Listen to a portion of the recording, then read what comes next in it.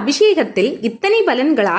விசாக நட்சத்திரம் அன்று முருகப்பெருமான் வீட்டிற்கும் ஆலயத்திற்கு சென்று அவருக்கு நல்லெண்ணெயில் அபிஷேகம் செய்து பார்த்தால் நல்லெண்ணெயாவும் நடைபெறும். பசும்பாலால் அபிஷேகம் செய்து பார்த்தால் விசும்பும் வாழ்க்கை மாறி வியக்கும் விதத்தில் ஆயுள் கூடும்.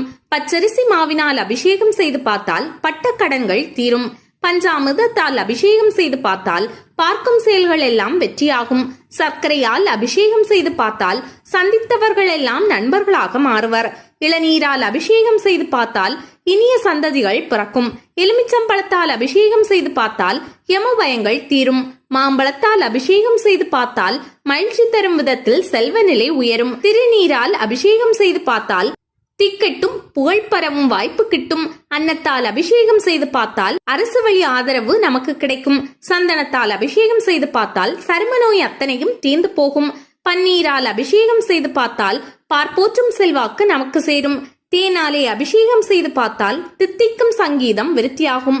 சங்காலே அபிஷேகம் செய்து பார்த்தால் சகலவித பாக்கியமும் நமக்கு கிடைக்கும்.